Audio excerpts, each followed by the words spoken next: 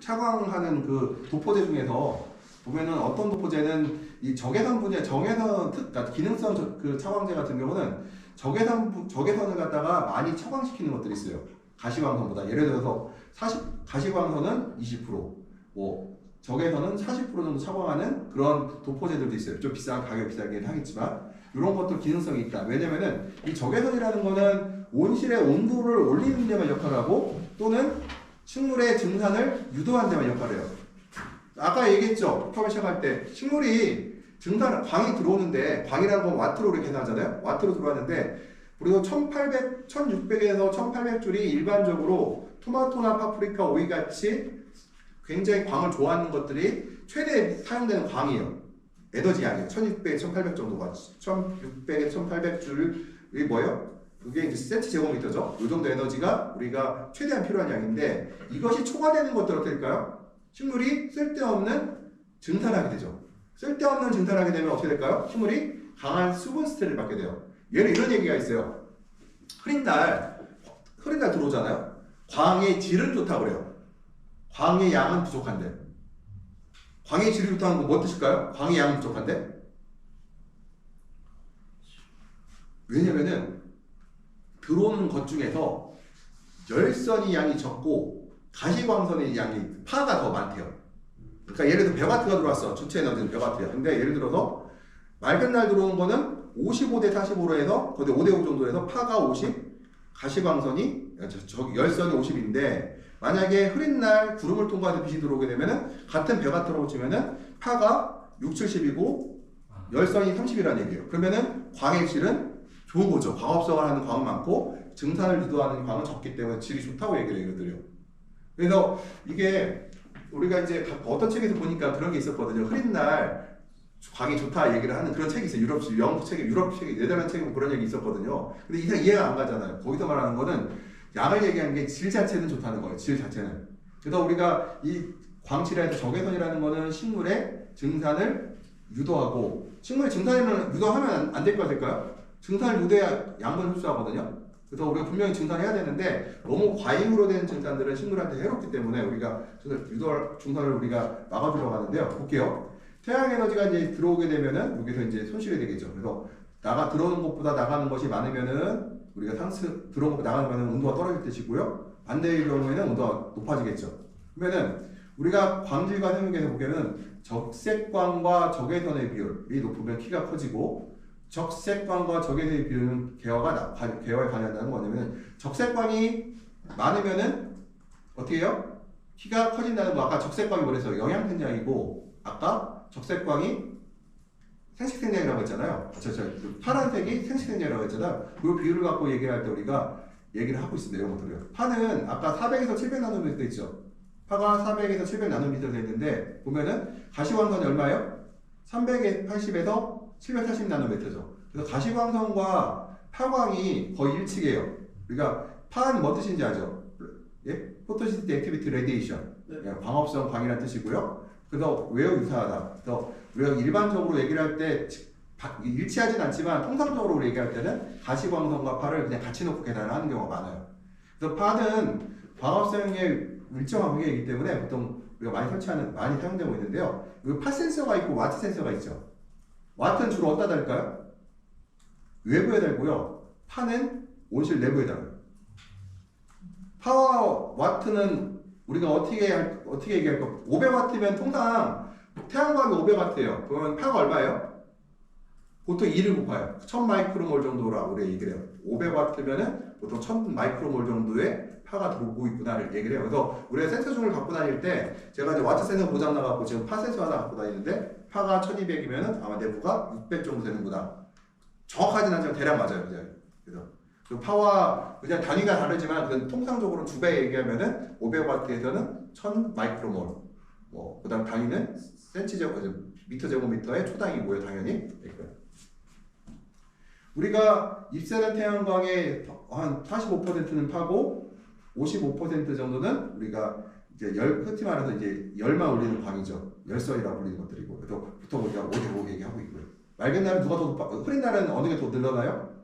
파의 비율이 늘어나고 흐린 날은 흐린 날은 파이비 위로 올라간다는 거죠, 이것들이요. 보면은 우리가 UB가 있고 UB는 저희가 별 신경 안 쓴다. 왜 그래요?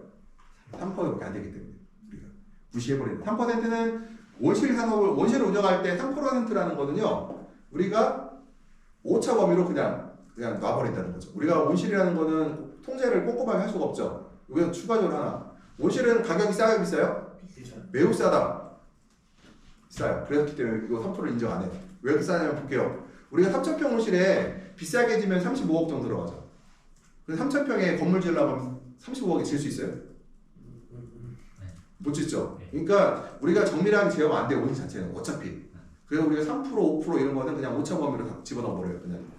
우리가 오해하는 게 온실이 굉장히 비싸다고 하는데 건물치고는 굉장히 싼 거다. 근데 가격은 싼데 문제는 에너지는 무지하게 높아요. 그러니까 지금 이 시기에 토마토나 오이 같은 경우 1헥타에 한 50톤의 물을 증발하거든요. 50톤. 50톤이 뭐예요? 칼로리 에너지 치면요.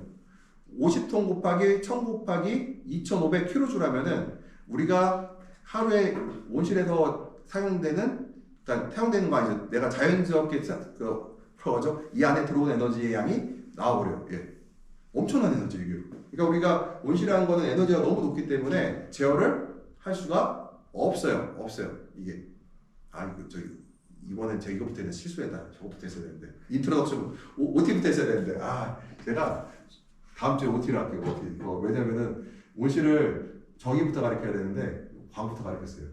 정의부터 했어야 되는데 내가 실수. 정의가 먼저인데 제가 그러다 보면은 가시광선 보게 되면은 인지가 인지한 영역이잖아요. 그래서 400에서 700 나노미터를 우리가 380, 740인데 파는 400에서 700. 약간 위로 가서 약간 적외선 쪽으로 가 있죠. 근데 보통 43%, 45%고 열선이 55%고 그래서 이게 100%다 이렇게 가지면 될 것 같아요. 광은 우리가 이제 그 광량을 냈던 최소 방법 중에서 순간 광량은 우리가 초로 따지잖아요. 그래서 마이크로몰이라는 건 파죠. 41 마이크로몰. 그 다음에 혹은 와트. 와트는 제곱미터다. 와트인데 이건 단위가 뭐예요? 초죠. 와트는 순간 광량이니까. 그 다음에 최대 광량은 보통 1575 마이크로미터 혹은 750 와트라고 하는데 보통 우리가 그 750이라는 거는 곱하기 하면 1500이 나오잖아요. 이건 뭐냐면은 온실에서 운영할 때 많은 광량을 얘기해요. 이것들은요. 여기서 보게 되면 20W가 나오잖아요. 20W라는 광은 실제로 온실에서는 의미가 없는 광이에요. 통상적으로 우리가 여기서 얘기를 할 때 보통 50W까지는 광합성을 못한다고 보거든요. 50W까지는. 그러니까 외부 광량이 100W 이하로 떨어지면은 이게 내부 광량이니까 외부 광량이 50W 이하로 떨어지면은 내부 광량에서는 어떻게 돼요? 50W 정도 60W 되겠죠. 그래서 외부 광량 100W 이하에서는 광합성을 잘 못한다고 우리가 알려져 있고 순간 광량을 할 때는 우리가 최대 최소를 이렇게 표시해 놓고 있어요. 이 정도에서 우리가 온실을 운영한다. 이 이상에서는 의미가 없다고 얘기를 하고 이 이상도 의미가 없고 이 이하는 의미가 없다. 보통 우리가 순간 광량 200W 이하에서는 생육이 부진하다고 하고요. 광합성을 자체가 모자라기 때문에 700W 이상이 넘어가면은 이게 생육에 문제가 생긴다고 하죠. 근데 여기는 문제가 200W, 700W라는 거는 내부 광량일까요? 외부 광량일까요? 외부 광량이에요. 왜 외부 광량을 해놨냐면 우리가 와트를 계산할 때 제가 세미나하는 것들 모든 내용들은 우리가 직관적으로 온실에서 운영할 때 쓰는 것들이에요. 그러면은 여기서 200W 이하, 700W 이하를 왜 기준으로 잡아놨냐면요. 우리가 보통 센서가 다 외부에만 달려있죠. 내부에 안 달려있어요. 그러면은 또 있어요. 외부에 있다고 해서 외부에 700W라고 쳐요. 근데 내부는요 구역마다 와트 수가 달라질 수가 있어요. 그래서 우리가 그거를 인정하지 않고 외부에 달아놓고요. 외부에 달까 내부에 달까 하면은 무조건 외부에 다는 게 원칙이고 그러고 나서 여유가 있으면 내부에 하나 더 달아놔요. 그러면 이거 어떻게 운영하느냐? 외부가 700인데 내가 작년에 필름을 처음 교체를 했어요. 올해 2년 차예요. 그럼 광량이 작년과 오늘은 다르죠. 그럼 우리가 뭘 하냐? 직관적으로 보느냐? 지금 와트 수에 비해서 식물이 어떤가? 아니 예를 들어 700W인데 예를 들어 작년 같으면은 100줄에 물 한 번 들어가니까 배지 무게도 적당하고 잘 괜찮았어. 그랬더니 올해 봤더니 100줄에 물 한 번 100cc 들어가니까 배지가 좀 무거워지는 것 같고 물이 많다고 식물체가 표현을 하고 있어요. 그럼 어떻게 해요? 우리가 광량을 좀 더 높이거나 110에 100이 들어가게 하거나 아니면은 물량 자체를 100줄에 70이 들어가게 하거나 바꾸겠죠. 우리가 그런 과정을 통하는 거지. 그러니까 이 센서라는 거는 바깥광이 이제 중요한 거죠. 바깥광을 중심으로 해서 내부를 지지하는데 일단은 이 정도면은 700W라는 얘기는 뭐냐면 내부 광량이 한 500W 정도를 얘기를 해요. 우리가 500W가 넘어가면은 이미 식물체들이 스트레스를 받기 시작하거든요. 예, 그 다음에 200W라고 하면 내부 광량이 한 150W, 한 120W 되겠죠. 그 이하로 떨어지게 되면은 또 우리가 이제 문제가 시작돼요. 200W라는 거는 외부 광량이 300W 정도일 때이기 때문에 실제로 겨울철에는 300W라는 거는 한낮에 뭐 11시, 12시, 1시를 빼고는 300W 나오기도 어려워요, 사실은. 겨울철에는요. 그러니까 그래서 우리가 이 순간 광도를 보고 평가하는 거는 이거 볼게요. 약한 생용, 강한 생용, 짙은 엽색, 짧은 형식 뭐 이렇게 쭉 나오잖아요. 이거를 이렇게 말로 표현했는데 평가를 할 수 있어요? 평가를 못하죠. 우리가 평가를 못하면 아무것도 할 수 없다. 그러니까 지근광이 충분한지 지근광이 센지 약한지를 알려면은 식물을 평가할 수 있어야 돼요. 그러니까 식물을 평가할 수 없다는 얘기는 평가를 내가 온실을 통제할 수 없다는 얘기가 돼요. 그래서 우리가 실제로 요즘에 뭐 방송에서 하도 뭐 나오면서 뭐 스마트팜 하니까 식물체가 실제로 뭐 온실을 컴퓨터가 농사를 저어주는 것을 생각하는데 컴퓨터는 보조도구잖아요. 결과적으로 사람이 식물을 평가할 수 있어야지만 부담 통제 가능해요. 지금의 온도가 예를 들어서 제가 아까 칼로리를 얘기를 했어요. 칼로리는 광이고 광이 너무 안 되겠지. 일정 광이라고 하고 그 광을 갖고서 사용하는 것은 우리가 운동을 하거나 움직이는 것들이 운동을 하는 것들이 움직여서 칼로리 소모하는 것들이잖아요. 근데 현재 얘가 칼로리가 부족한지 부족하지 않은지는 뭘 보고 판단해요? 식물의 생육을 보고 판단하죠.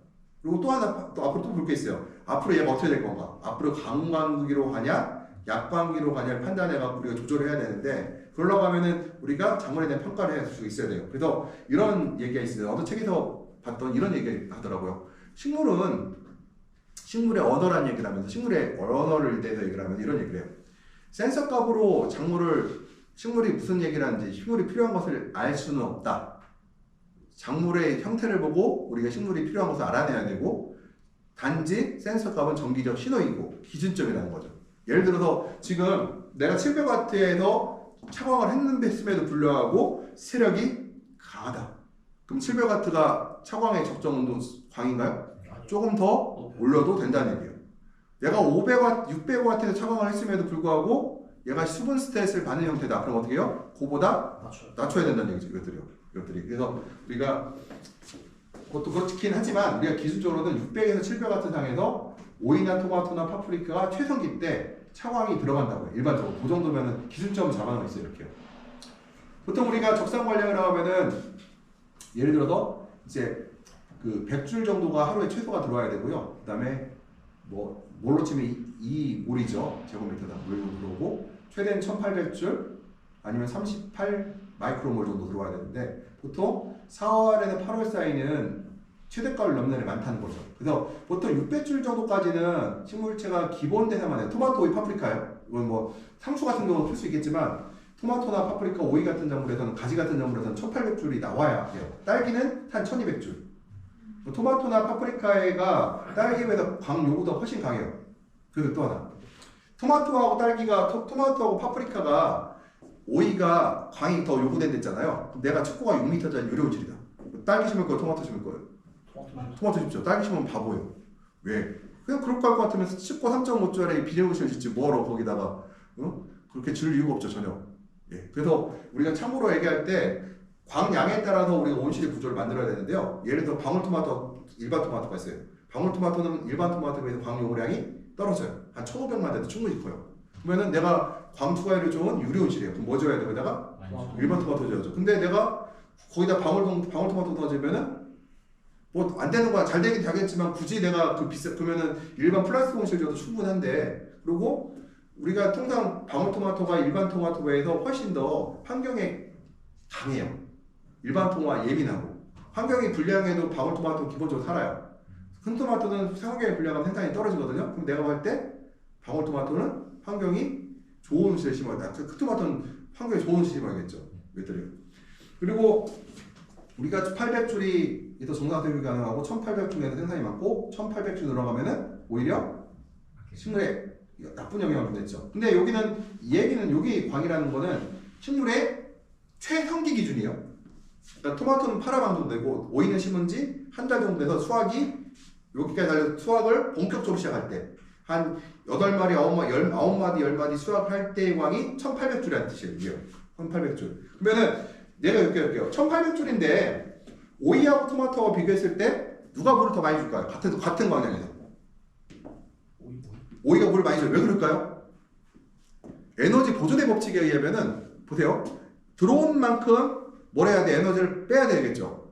근데 왜 똑같은 광량을 받았는데 오이가 토마토에 비해서 증산을 더 많이 할까요? 여기서 참고로 할게. 참고 상황이거든요. 앞으로 제가 이제 하나를 얘기할 때 과잉 증산을 얘기를 할 때 좀 설명을 하려고 그래요. 왜 많이 받을까요? 왜 물을 많이 필요로 할까요? 이유가 간단해. 오이는 왁스가 있어 없어요? 있긴 있어. 얇죠. 토마토 잎은 어때? 저번에 머리에서 보면은 바짝바짝하죠. 예, 두껍고. 그러니까 증산이 같은 광량에 비해서 훨씬 그러니까 빛을 반사시키는 것들이 있어요. 근데 오이는 어때요? 그 빛을 전부 다 흡수해버려요. 그래서 같은 광량에서 오이가 20% 정도 물을 더 먹어요. 그래서 그렇게 알고 계시고. 그래서 이거는 광이라는 거는 이 줄의 광량에 따라서 뭐가 적용된다? 바로 광합성도 움직이지만 증산량은 바로 광량과 밀접 관계에 있다. 광은 모든 그러니까 증산의 대부분을 차지하는 건 바로 90% 이상이 광에 의해서 결정나고 그다음 온도, 그다음에 바람, 이 바람의 움직임 정도가 이제 그다음 영향할 수가 있어요. 제일 중요한 건 광량이라는 거는 바로 증산에 직접적 영향을 주고 광합성 영향을 주죠. 그러니까 두 가지가 우리가 문제가 돼요. 이 두 가지가 뭐냐면은 에너지의 균형과 수분의 균형과 광합성의 균형이 바로 여기서 움직여요. 에너지 균형은 뭐냐면 식물이 햇빛을 받은 만큼 복사열을 받은 만큼 내보내지 않으면은 식물체의 체온은 상승해서 결국 죽게 될 거예요. 그러니까 물도 마찬가지죠. 내가 햇빛을 받은 만큼 증발해야 되는데 물을 내가 흡수를 하잖아요. 그걸 만약에 흡수한 물이 들어온 에너지만큼 물을 흡수하지 못한다고 하면은 식물체가 증발을 못해서 죽게 되겠죠. 말라 죽게 되겠죠. 그래서 광합성 생물도 마찬가지로 광 자체가 너무 약해버리면은 자기가 호흡량을 감당하지 못하게 되면 어떻게 죽겠죠. 저희 집에서 가끔 일이 발생한 중에 하나가 애엄마가 가끔 뭐 벌레 잡는다고 화장실에다가 화분을 갖다 놔. 그리고 한 20일 지나면은 애들이 해롱해롱 하다가 죽겠죠. 왜 죽어요? 그 뿌리에 있던 양분을 다 소모하고 나면은 이제 굶어 죽는 거죠, 이제. 그런 일이 발생할 수 있다는 거겠더래요. 보통 우리가 광량이라고 하는 수광광량 곱하기 길이를 갖고도 얘기를 하고요. 수광량이 부족하면 생육이 줘야 되고 광량이 1% 증가하면은 생산성이 1% 증가한다고 하는데 수광량이 과다하면은 일수연해말하고 생육이 저도한다. 생육이 왜 저도할까요? 바로 과잉 증산에 의해서 물을 너무 빨리 땡기기 때문에 우리 생육이 저하가 돼요. 그러니까 식물이 같은 광을 받을 때 증산량이 적을수록 좋아요. 적을수록 좋다는 거는 최소 증산량이라는 건 있어요. 근데 일단 햇빛이 들어와서 충분히 광합성을 충분히 했다는 얘기는 최소 증산은 넘어갔다는 얘기거든요. 그 증산이 넘어간 상태에서는 비록 열선이 적은 것이 유리하다는 거죠. 그다음 아까 광의 질을 얘기할 때 흐린 날하고 맑은 날 얘기할 때 흐린 날이 절대 양은 많은데 맑은 날 흐린 날은 질이 좋다고 했죠. 뭐가? 파의 비율이 높기 때문에 그랬죠. 그래서 우리가 기온보다 여본이 2도 이상 높으면 복사율이 너무 많은 것이고 굴랍의 연물 측정에서 자라난다. 그래서 우리가 볼게요. 내가 IR 온도계로 측정을 했어요. 여본이 공기 온도가 높다. 그런 얘기 뭐예요? 햇빛이 너무 강하다는 얘기죠. 이건 2도라고 했는데 2도 아니에요. 2도도 될 수 있지만 저 같은 경우는 같아지면 처방을 치라고요. 여본과 공기 온도가 같아지는 순간 빨리 쳐야 돼요. 아니면은 한 1도 이하일 때 치던가. 그리고 이게 또 예를 들어 여본이 한 공기 온도가 30도인데 여본이 25도인 건 좋을까요? 굉장히 그것도 안 좋아요. 그러니까 생물이 살아가는데 문제가 없는데 우리는 과체류에서는 과일의 품질에 영향을 줘요. 여본과 공기 온도가 너무 차이가 나면은 그럴 때는 또 과잉 증산이라고 해요. 뭐냐면 물을 갖다가 과일로 보내지 않고 전부 다 잎으로 보낸다. 그러면 잎의 과일에서 어떻게 될까요? 과일이 작아지고 배꼽서가 나오고 달아지고. 그러니까 과일이 작아지면 우리가 뭐가 문제가 돼요? 또 오이에서는 오이가 쉬어지고 그러면 상품성이 없어지게 되겠죠. 이것들이요. 그래서 이거를 얘기를 할 때는 이게 광이 너무 좋으면 좋느냐? 그건 아니라는 거죠. 그 일정 수준의 이상의 광이 초과가 되면 그러니까 식물이 흡수하는 물의 양보다 흡수하는 물의 능력을 초과한 상태가 되어버리면 그때부터는 나쁜 영향을 주게 되고 흡수한 양을 초과하지 않더라도 내가 1리터의 물을 흡수할 수 있는데 빛이 1리터만큼 들어올 만큼 2500kJ이 내 잎에 닿고 있어요. 그래도 문제가 돼요. 왜냐면은 잎이 과일에 비해서 항상 힘이 세거든요. 그러니까 에너지를 왜냐면 과일이 이파리가 면적이 넓잖아요. 최적에 비해서. 그러다 보니까 더 많은 에너지를 많이 받아요. 얘가. 그러면 훨씬 땡기는 힘이 강해요. 그럼 과일이 그래서 작아지거든요. 물을 다 뺏기기 때문에. 그래서 이 얘기를 하려면 아까 식물 생리학을 얘기해야 되는데 과일은 물로 큰다. 햇빛으로 크지 않아요. 물로 커요. 처음에만 광합성으로 커요. 오이 같은 경우는 꽃이 필 때쯤, 그러니까 꽃이 필 때 과일이 열린 다음에 꽃이 피잖아요. 네. 그래서 보통 꽃이 피기 2-3일 전부터 꽃 피고 나서 3-4일 사이에 결정이 나요. 끝. 이거 지나면 소용 없어요. 다 씌워져요. 씌워지고 문제가 되고 토마토도 마찬가지로 착화되고 나서 한 일주일 열흘 사이에 얘가 문제가 될 것인가 안 될 것이 결정이 나요. 그때. 그래서 보통 토마토는 보통 똑똑해가 오이보다 똑똑해요. 토마토는 왜 똑똑하느냐? 광이 없으면요 꽃을 떨어뜨려요. 오이는 광이 없으면은 그래도 과일 다 달아나요. 그래도 죽어 지가. 세력이 약해져요. 못 느끼셨어요 이거? 광이 없는데 토마토 하시는 분들 뭐래요?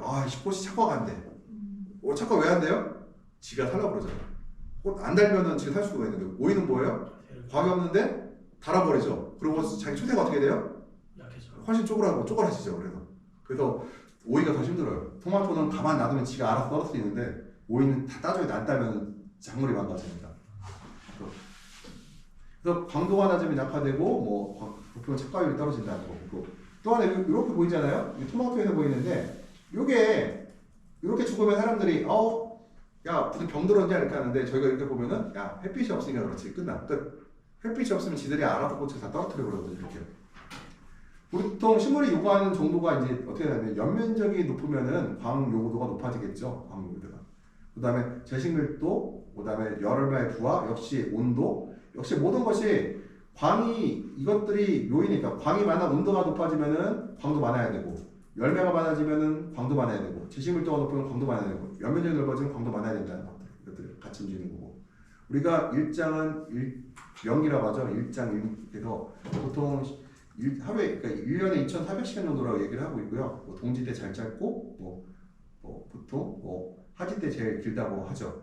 토마토는 그런데 보게 되면요. 6시간에서 8시간 암기가 필요하대요. 이게 뭐냐면은 요새 보강등이 사용되면서 보강등을 이제 오랫동안 사용하는 경우가 있거든요. 근데 다른 작물보다 토마토 같은 경우는 보강등을 4시간 정도, 그러니까 암기를 4시간 정도 이하로 뒀더니 생리장애 발생하는 증상을 보인다는 보고들이 있어요. 오이나 이런 것들은 좀 덜한데 토마토는 굉장히 이 암기에 대한 반응이 있다는 것들이에요. 그래서 보면은 이 토마토는 보통 6시간 정도의 암기가 필요하다고 얘기를 하고 있고요. 그 다음에 단위 광량을 만드는 현재 중량할게요. 열매가 아니라 전체 양이에요. 보통 우리가 메가줄파, 그러니까 1메가줄파만큼 우리가 단위가 1g 정도 나온다고 하는데 볼게요. 메가줄당 40에서 47g 정도를 얻을 수 있다. 파 기준으로 40에 47g 1메가줄당. 그러면은 이거 상태가 좋을 때잖아요. 상태가 좋지 않을 때는 뭐예요? 예를 들어서 온도가 너무 높거나 온도가 너무 낮으면은 광합성을 제대로 못하겠죠. 네. 그래서 우리가 얘기를 할 때 광량을 얘기를 할 때는 반드시 온도가 따라 붙어요. 일정 온도가 올라가야지만 광합성을 할 수가 있거든요. 플러스 그것까지 되면은 광과 온도의 비율이 맞으면 그 다음에 습도와 이산화탄소의 시비가 들어가기 시작해요. 이것들이요. 그래서 일단 광과 온도를 얘기를 하는 게 먼저고 그래서 아주 좋은 환경제어 컴퓨터들 요새 새로 나온 것들은 일부 AI 기능이 들어간 것이 있어요. AI라고 보기는 뭐하고 추천 정도 해주는 게 있어요. 평균 온도를. 근데 그걸 뭘 보고 하느냐? 제일 많이 보는 게 바로 광하고 식물의 생장 속도, 식물의 크기. 보다 이제 식물의 크기를 집어넣게 되면은 대략적으로 거기서 평균 온도를 말해줘요. 거기서 평균 온도를 얼마 정도 넣는 게 좋겠다. 이렇게 해주는 그런 서비스 기능이 있어요. 근데 이거는 광과 온도에 대해서 얘기를 한 거고 다양한 조건에 의해서 이거는 변한다. 온도라든가 습도라든가 탄산가스의 농도, 그 다음에 식물의 생육 자체, 작물 자체에 따라서. 보면은 직달광과 산란광을 얘기를 할 때 직달광은 태양광이 도중에 흐트러지지 않고 바로 도달되는 광을 직달이라고 하죠. 그래서 그림자가 생기는 것들. 예. 오시라는 주로 직달광이 올 경우에는 볼게요. 맑은 날은 이렇게 되고요. 흐린 날은 어때요? 그림자가 옅어지죠. 그 다음에 비가 올 때는 아예 없어지죠. 그래서 태양광은 도중에 그림 같은 걸 살렸는데요. 도달하는 광으로 그림자가 생기지 않는다. 그래서 흐린 날